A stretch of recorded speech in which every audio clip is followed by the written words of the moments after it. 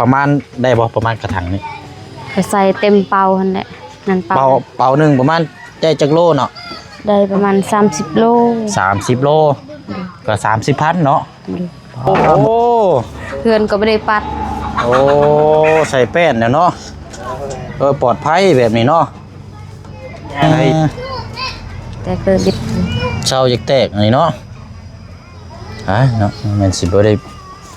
ใจนั่นก็ค่ำทั้งนี้ก็ค่ำข้างในก็ตั้งโอ้ก็คือเห็นแต่บิดนั่นแหละกายนี่ก็ยังใส่เป็นก็ยังคืออยู่ดีแต่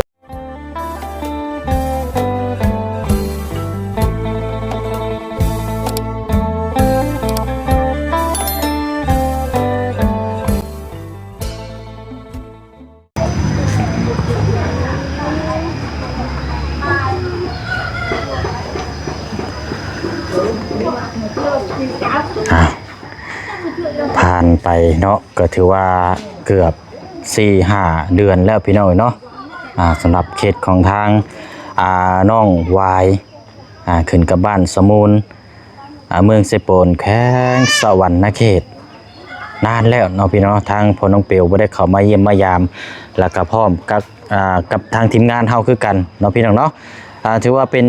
เคสนึงเนาะเคสนี้ก็ป้าพี่น้องเนาะเฮาติดตามหลายเทื่อใดทีเนาะกับผลักดันหลักๆเลยก็อยากให้ทางครอบครัวเพิ่นมีเฮือนที่อาศัยเน้นนาทาวรแบบบ่ต้องเซเดี๋ยวว่ามุมซ้ายมุมขวานี่มันสิฮักเนาะสิ่งที่เฮามาเห็นที่ผ่านมา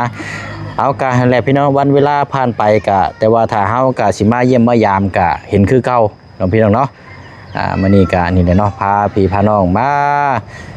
ทำความรู้จักนำกันอีกเนาะเคสของทางน้องวายคันสิว่าก็เป็นญาติพี่น้องกันครับของทางน้องหลาน้อยเนาะแต่ว่าในอดีตพี่น้องในอดีตเนาะแต่ว่าปัจจุบันนี้ก็น่าจะอยู่ภายอยู่มันแล้วล่ะพี่น้องเนาะโอ้เอาเดี๋ยวเข้าไปพูดไปคุยเบิ่งน้ำกันเนาะทางครอบครัวเรานี่ก็อันนี้ไรพี่น้องเอ้ยมีเสาแล้วเนาะสำหรับทางบ้านเฮือนซานเสาทางอาจารย์ลาวก็มามอบให้แล้วพี่น้องเอ้ย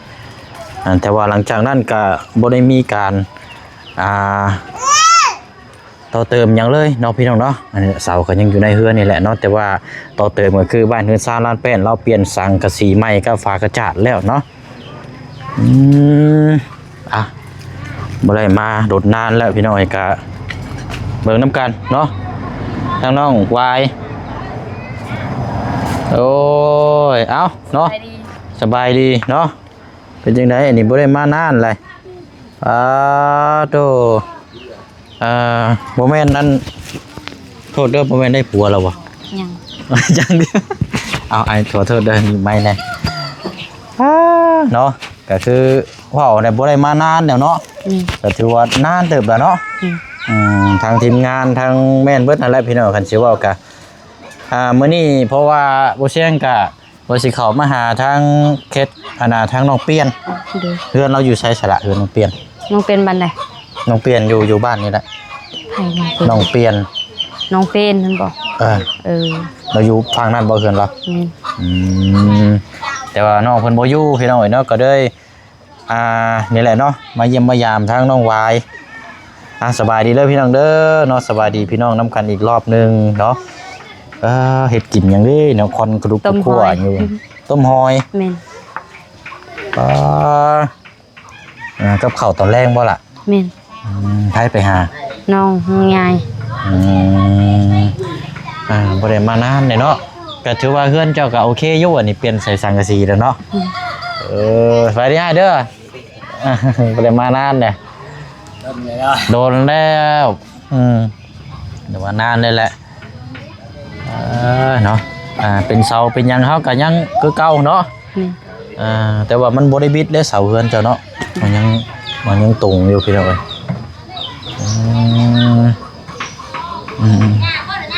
เนาะเป็นจังได๋จ้ะช่วงนี้เฮ็ดเวยกเฮ็ดงานยังน้องเจ้าไปขุดยังบงรับจ้างบ่เข้ากิโลคือติดกิโลแปลว่าขูดให้กับเจ้าแบบเป็นกิโลจ้างแบบใดนี่น่ะคือจ้างกิโล1,000โลละ1,000นี่โลละ1,000กีบไปหน่อยเนาะ เดี๋ยวนี้ก็ยังเฮ็ดอยู่บ่น้อง มื้ออื่นมื้อนี้เขาพัก มื้อนี้วันอาทิตย์พักมื้อนี้เนาะ โดย เฮ็ดอยู่ไสนี่ อยู่บ้านกะหาม รับจ้างกับบ้านกะหารครับพอได้เงินเนาะหลักๆก็ซื้อเขาบ่ แม่นซื้อข้าว ซื้อข้าวซองเปล่าแล้ว ซื้อข้าวซองเปล่าแล้ว โดย อันแต่เฮ็ดเวียกอันนี้ได้ แม่น โอ้เก่งได้ซะเนาะได้ข้าวซองเปล่าอะไร เฮ็ดเวียก3คน เฮ็ดนํกันจักคนก็ 3 3คน โดย มีภายในเนาะ ผู้ชายนั่นผู้ชายนั้นมือแต่เขาเมื่อยแหละเขาพักน้องย่ายแทน อ๋อกี่เพื่อสิได้เนาะพี่น้องกิโลนึงก็หลายแต่บ่ได้บ่ประมาณกระถางอันนี้กระถาง บ่เขาใส่เป้า ใส่เป็นเป่าบ่ แม่น กะประมาณได้บ่ประมาณกระถางนี้ เขาใส่เต็มเป้าหั่นแหละนั่นเป้า เป่าหนึงประมาณได้จักโลเนาะ ได้ประมาณ30โล 30โลก็30,000เนาะมื้อหนึงขูดได้จักโล ได้เฮาได้3คนเฮาไปได้ถึง200,000 200,000ก็ธรรมดาซะเนาะใครกลัวเฮาบ่มีแนวเฮ็ดอยู่พี่น้องเฉพาะนั้นนี่มีแต่หาหน่อไม้เด้เนาะ โดย หาหน่อไม้ขายหรือว่าหาของอย่างต่างๆเนี่ยเนาะรับจ้างนำเนาะอะไรพี่น้องบ่ได้มาเยี่ยมมายามนานเลยมาเบิ่งก่อนซะเนาะคือว่าต้มหอยแล้วก็จังพวกเบิ่งในเพื่อนชาติเราถามนำกันอีกยังงั้นโสดอยู่เดี๋ยวนี้ก็เนาะ สูตร โอ้มานานก็ยังโสดคือเก่าเนาะถ้าอยู่พี่น้องมาปั๊บโดดเป็นไผมักบ่มีไผมักบ่หรือว่าเลือก บ่มี บ่มีเอายังวันเวลายังบ่ทันฮอดเนาะเดี๋ยวก็เจอแล้วพี่น้องเอ้ยอายุเท่าไหร่แล้วก็ 17 อายุ17 ปีเนาะแต่ว่าก็เป็นอดีตที่เฮาฮู้จักกันนั่นแหละพี่น้องที่ผ่านมาน้องเพิ่นก็เป็นแม่กะไม้ เป็นแม่กะไม้แต่ว่ายังบ่ทันได้ลูกหรอกพี่น้องแม่กะไม้แบบยังเด็กน้อยเนาะไปอะไรพี่น้องไปเบิ่งอันนี้ก่อนต้มหอยเนาะใช่น่ะ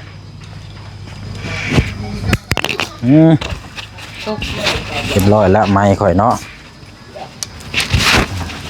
อันนี้ห้องครัวน่ะอยู่นี่ชั้นบ่น้อง โดยห้องครัว แต่ก้อนนี่เฮ็ดกินอยู่ใช่ก่อนของครัวเจ้า เก่านี่แหละ กินอยู่เฮือนอยู่ อ๋อแต่ก่อนอยู่เทิงเฮือนล่ะว่าบ่ แม่นคือเฮือนว่ามันเปียกหมดแล้วเอาไว้อยู่ลม เดี๋ยวเอาหนีบใส่นี่ก็ได้ก็เลยมาปลุกกระตูบนั่นน่ะนึ่งเฮ็ดกินอยู่นี้บัดนี้เนาะ โดย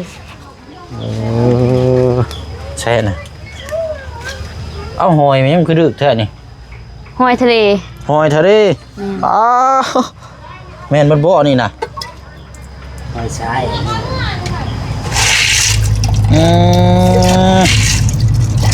แท้นี่มันก็มีเนื้อมีหนังอยู่บ่นี่น้อยแท้นี่ ยังน้อย เนาะแกะออกมาสิกินอยู่ด้วยนี่ กินน้อยนั่นแหละ โอ้โหหน่อยแห้งอีกแล้วเนาะหอยนี่ก็เจ้ากินไปหน่อยไปหา น้องยาย ง่ายย่างมาพุ่นก่อนกันมาเบิ่งเพิ่นก่อนโอ้ยเนาะเอาอะไรเนาะผู้ทึงๆผู้เอาสบายดีเด้อสังกะสีนี่เปลี่ยนตะเหิงนะบ่ซะน้อง ทักชีเวียด ไม่เป็น เอามาให้เวียดพวกบริษัทนี่แน่เอามุงให้เขาชักชีแล้วก็เลื่อยไปที่เขาแล้ว เอ้า เอาให้เมื่อ อ๋อสังกะสีอันเหลือจากมุงเฮ็ดเวียด โดย โดยเบื้องทางนั้นก็บ่พอใช้กับ บัดนี้อันน่ะกระเจ้าเลยเอามาให้บ่ โดย เออโอ้ดีได้สิพี่น้องเนาะถือว่าเพิ่นกระเจ้ากระซอยน้ำอันนี้เนาะเบิ่งก่อนเด้อ ทางนี้บ่พอแล้วเอาใช้ตัวเก่า คือมันก็ดีจะเปลี่ยนไปเลยเนาะตะกี้เด้เซใช่ไหมพี่น้องเซจนอันนั้นไปได้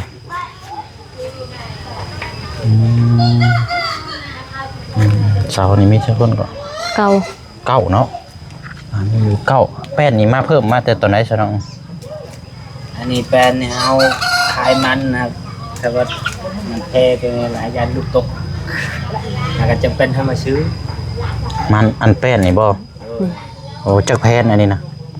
นี่ทั้งมีเพื่อนทั้งเดินหมดคิวนึง คิวหนึงโอ้อันอยู่เทิงเฮือนพุ่นเจ้ากับปูแป้นเนาะบ่ คิวแฟนแล้ว โอ้เดี๋ยวจะน้อยจะขึ้นไปซองเบิ่งซะเนาะได้เงินขายมันและซื้อแป้นไว้ได้อยู่ซะเนาะเราก็เก็บออมนึงเท่าที่เราหาได้หั่นแล้วซะพี่น้อยเนาะว่าแป้นนี่ก็ยังเหลือหลายอยู่เด้อนี่แป้นนี่ก็เนาะบ่เชื่อคิดว่าตอนนั้นคือว่ามีตีนเคียงนำบ่ยังบ่ทันได้มีบ่ หยังเต็มเคียง ตีนเคียง ตีนเสาหั่นบ่ ตีนเสา ก็มีนั่น มีแล้วบ่ แม่ เนาะโอ้อันนั้นไปย้ายไปไว้พุ่นบ่ แม่ อืม เดี๋ยวไปแฟนนี่ปัญญาโดนพุทธิ โดยโอ้อันใส่ส่งให้เฮาเนี่ยได้ปะมันระวังกล้องยากพี่น้องโอ้มีเสาแล้วก็มีตีนเคียงเนาะ โดย อันนี้แหละพี่น้องบ่ได้เข้ามานานแล้วก็จำบ่ค่อยไล่ได้เนาะหยังก็แล้วแต่พี่น้องวันเวลาถ้าว่าเฮาบ่ได้เข้ามานี่มันก็จะลืมแน่แหละ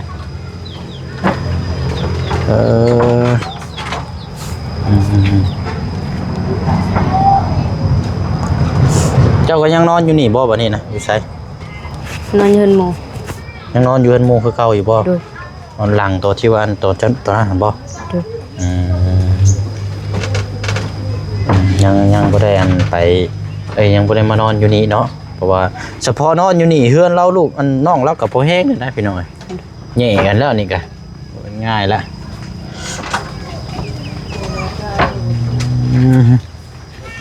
ไปน้องวายพาอ้ายขึ้นไปเบิ่งเติงเฮือนเจ้านี่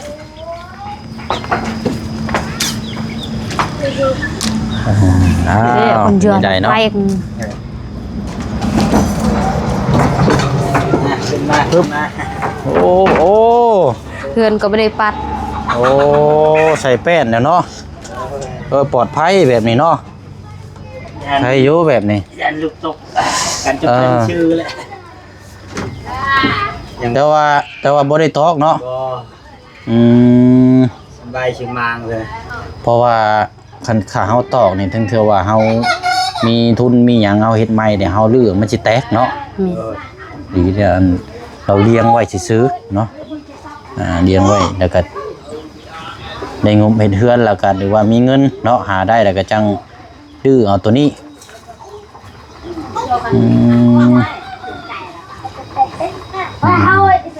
ให้อยู่บัดนี้เนาะผู้น้อยอันนั่นบ่น่ะคือย่างไว้แท้น่ะ บ่แม่น ผู้นี้ ฮะ ผู้ที่สอง เลื้อย ผู้ เอาคนละคนบ่ แม่ ผู้ยิงมันชายอยู่ลุ่มมันแน่นอน พอแล้วหรอว่านี่บ่ได้มีแล้วบ่ พอแล้วเอาไว้แล้ว ไหวแล้วนี่เอายินหลายคนเนี่ยว่าบ่ไหวไปพ่อยามใดคือเก่าโย่เนาะก็บ่ไหวว่าไปพ่อยามใดกันอีกแล้วน้องเอ้ยบ่ซั่น ผู้ชายคนนึงได้พี่น้องกันแล้ว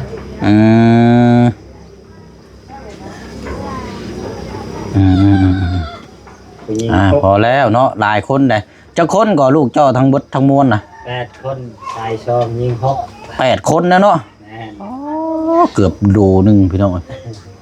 ดีนี่น้องวายนี่เป็นคนแรกเลยเนาะ แม่น คนแรกเลย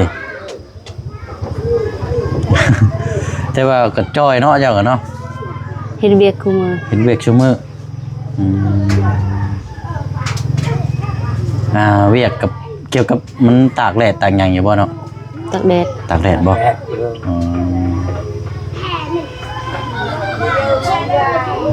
ตากแดดนี่ร้อนเมื่อยแล้วเนาะ แม่ เอานี่ได้พี่น้อยเนาะในสังกะสีแล้วกันสังกะสีเวียดเอาให้เนาะ โดย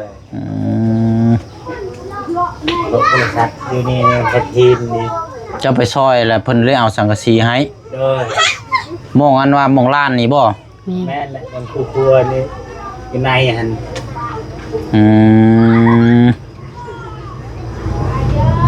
เรือของเราแล้วเอาให้เรือนเอาเทมัน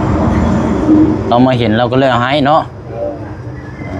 ก็ถือว่านักสุดและครอบครัวนี่พี่น้องแต่เฮาติดตามแต่ก่อนหน้านี่เนาะแล้วก็ปัจจุบันนี่ก็ดีแต่ว่าเรา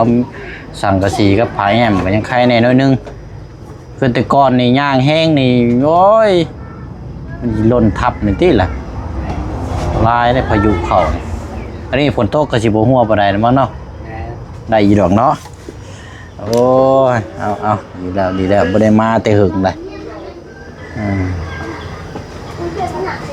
เป็นจังได้เข้าน้ำงามอยู่บ่เข้าให้เขายังชุมเจ้า หมด หมด แล้ว แล้ว หึ หมดแล้ว บ่อนเข้าปลูกอันนั้นน่ะ เขาปลูกยังแต่เป่าเดียว แล้วการปลูกอยู่ในสวนในไร่ได้สามีอยู่บ่ อยู่ให้ฮัน อยู่ให้นั่นแหละ งามอยู่บ่ บ่ได้งามดิ บ่ได้งาม มันมีบอลบ่มีมันฝนตกคัน ผลปะเนาะป้าผลปะมันก็แบบบ่ค่อยงาม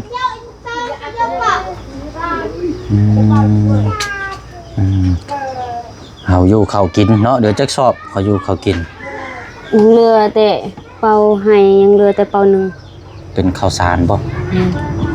เขายัง ฮะข้าวให้ก็เป็นข้าวเปลือกแล้ววะ แม่น เนาะ เขาเปลือก นี่ต้อง อันนี้ ต้องไปตำบ่ตัวนี้กะ ตำ แม่นต เสยเดียวตำก็จะมันเครื่องกระสอบเนาะ ำอันนี้เขากินข้าวเขาซื้อ นี่เลย ใส่ ขาวยัง นี่บ่ แม่นข้าวเขาซื้อ หาซื้อข้าวเนาะโอ้นั่นบ่ แม่น อื หมดทุกตัวเล ม ย มันจะชื่อน้องไปเป็นกระวงฮะ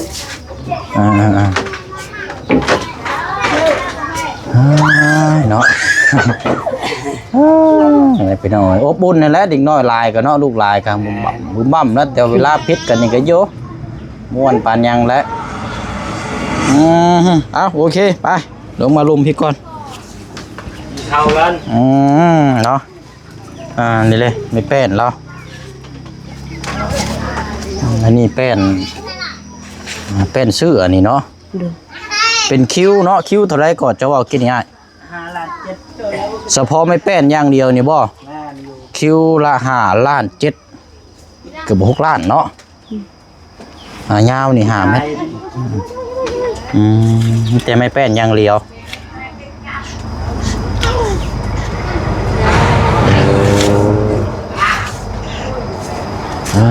เนาะเอาจากยามไรแล้วสิได้เฮือนใหม่เฮือนงามคือหมู่เนาะ บ่มีดอก บ่มีแนวใดต้องมีเนาะมื้อใดมื้อหนึงบ่บ่แน่เลยพี่น้องเอ้ย บ่ฟันดอกเฮือนใหม่ได้เฮือนซ้ำนี่ก็พอใจแล้ว โอ้ยเนาะอันนี้ก็ไม่ค้ำมาอึกกระทึกนี่พี่น้องเอ้ยข้างในพุ่นนะบ่แน่เนาะบ่หล่นบ่นานอาจสิได้เพื่อนใหม่ก็เป็นไปได้เนาะ คันเป็นไปได้ก็ดีใจแหละยานแต่มันบ่ได้ ยันแต่บ่ไล่อันนั้นเนาะ ดู นะเพราะว่าเป็นเคสหนึงที่เฮาดูติดตามนานนี่เลยพี่น้องเพราะมันเกือบ2-3 ปีเด้อจักเนาะ ปี ตั้งแต่รุ่นครับนกสาวแช่พุ่นเนาะพวงมาพุ่นพี่น้องปี2 ปีแหละใช่เบิ่งอันเสาเจ้ามันอันนั้นอยู่บ่เอามันก็แตกแท้ปลายมันนั้น แต่เขามาให้นั่นแหละแต่เกิดดิบ เสาอยากแตกอันนี้เนาะเนาะแม่นสิบ่ได้บัดปลูกสร้างคันมีเงินหาได้สิบ่เปลี่ยนซะบ่ซะนี่เนาะเสาน่ะเอาไว้แจพุ่นเนาะ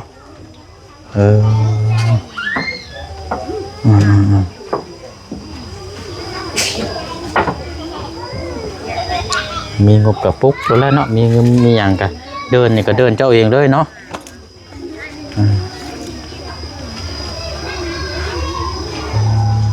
เราพี่น้องเบิ่งน้ำกันเนาะพักรันแต่ว่านานแล้วเราก็เนาะ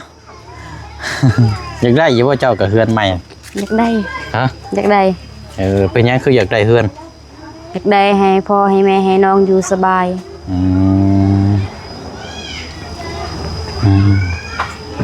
แบบนี้ได้ซะเฮือนแบบนี้ได้ เพื่อนแบบนี้แบบว่ามันยังหักคือเก่าหั่นแหละคันฝนตกก็ยังเปียก คันสิว่ากะคือเฮาเห็นนั่นแหละเนาะมัน ล่มเลยพี่น้องสิว่ากันเจนั่นก็ค่ำทั้งนี้ก็ค่ำข้างในก็ตั้งโอ้ ก็คือเห็นแต่บิดนั่นแหละกายนี่ก็ยังใส่เป็นก็ยังคืออยู่ ดีแต่ว่าเรามีแป้นใส่เนาะเราจะหาแป้นมาใส่เราหาเงินได้ขายมาซื้อแป้นมาใส่พี่น้องคันว่าคือบ่มีแป้นนี่พอแห้งได้ลูกสิตกลงตารางนี่ก็บ่เว้นง่ายนี่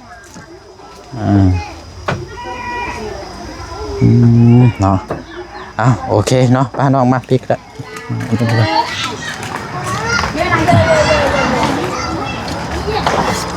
โอ้ยเนาะพี่น้อยจังได้ย่างไปพุ่นก็ได้เนาะ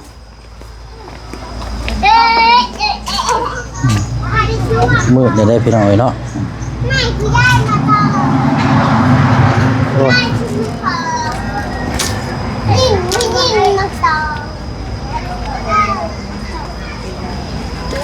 มีแต่ว่านะอ้ายก็มาเยี่ยมมายามกับโบมีอย่างซ้ำมีแต่สิเอาขนมมาแล้วไว้ให้ทางน้องๆเด้อจำชื่อได้บ่ล่ะลืมเลย จำได้ ชื่อยังเอา เบาเสียง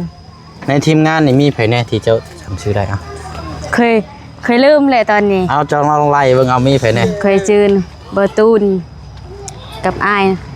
เบาลาวเบาจันเบาบุญเบาอะไรเคยลืมนะ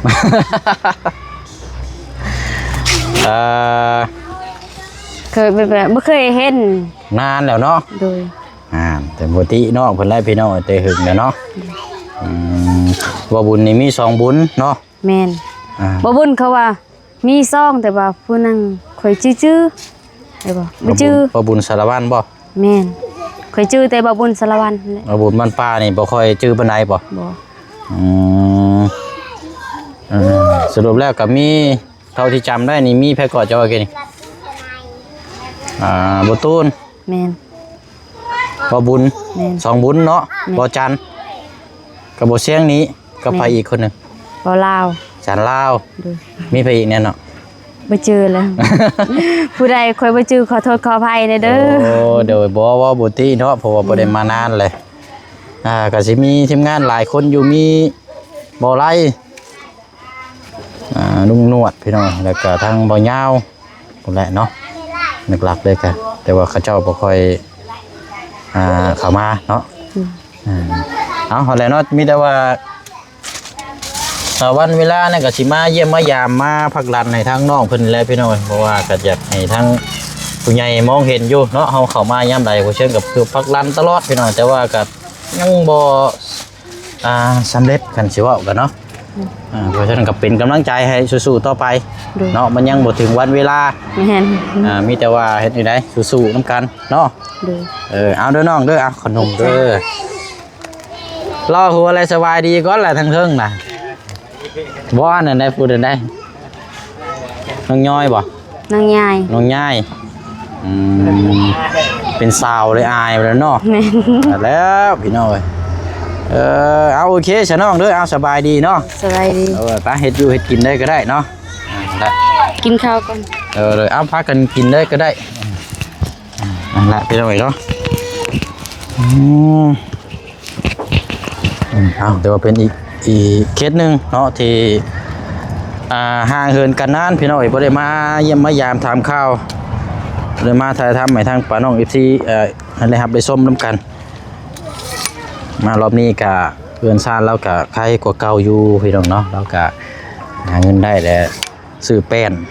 เอามาปูเพื่อนซ่านแล้วก็ยันลูกตกเพื่อความปลอดภัยเราในพี่น้องเนาะกับสังกะสีนี่ก็เราไปเฮ็ดเวียกอยู่หม่องเขาเจ้าเฮ็ดลานอยู่นี้พี่น้องเอ้ยติดข้างตรงข้างบ้านนี่แหละพี่น้องเนาะบ้านหัวรัวนี่เจ้ามาเห็นเฮือนเราสังกะสีมันมุนก็เจ้าเลยเอาให้เราก็เลยมามุงนี้พี่น้องเอ้ยเนาะเอาเท่ากับตัวนี้ก็แจ้งเพิ่มเติมก็นี่แหละพี่น้องเนาะงบ